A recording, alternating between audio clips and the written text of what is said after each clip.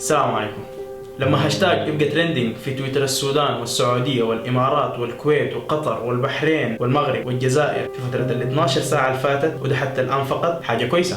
ولما جزء كبير من القنوات التلفزيونية المشهورة زي MBC وBBC عربي والجزيرة والعربية وسكاي نيوز يغطوا نفس القضية بتاعة الهاشتاج، ولما كثير من مشاهير الإعلام والسوشيال ميديا على مستوى العالم العربي يعلنوا دعمهم لنفس قضية الهاشتاج تبقى حاجة ممتازة.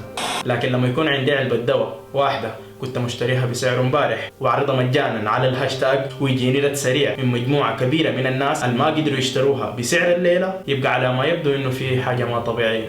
ولما 200 صيدلية في الخرطوم عاصمة السودان تقفل ابوابها اضرابا ووقوفا مع نفس قضية الهاشتاج، يبقى بالتأكيد في حاجة ما طبيعية.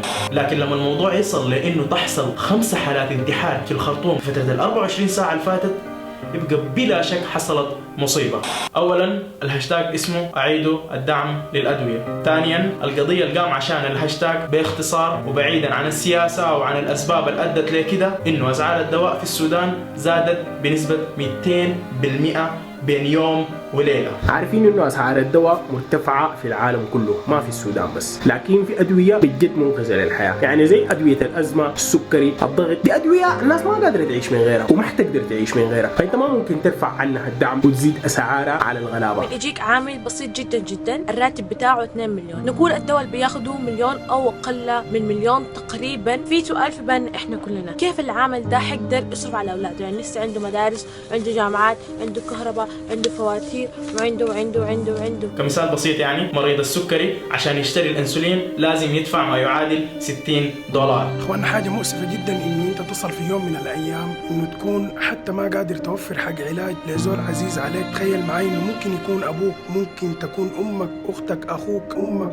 اختك، اخوك، امك، اختك، اخوك. حاليا في تبرعات قاعده تتجمع داخل السودان. بالمناسبه لو حابين تتبرعوا ما عليكم الا انكم تدخلوا الهاشتاج في تويتر وحتلقوا مجموعه من الناس المحتاجين لتبرعاتكم او الممكن يوصلوا لكم تبرعاتكم دي للناس المحتاجين لها. طيب الحل شنو؟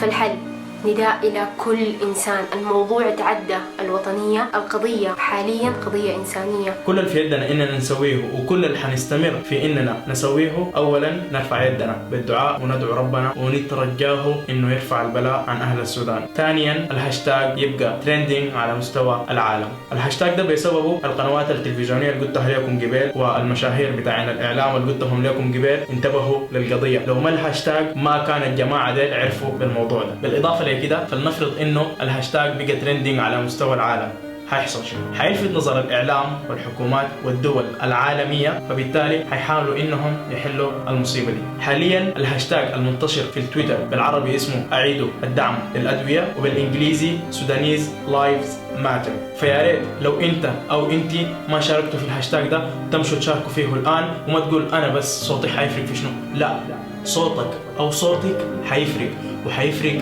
كثير. ولو شاركتوا فيه يا ريت تمشوا تشاركوا مرة ثانية وثالثة و10، لأنه ببساطة قضية الدواء دي ما قضية سودانية، القضية إنسانية. القضية إنسانية.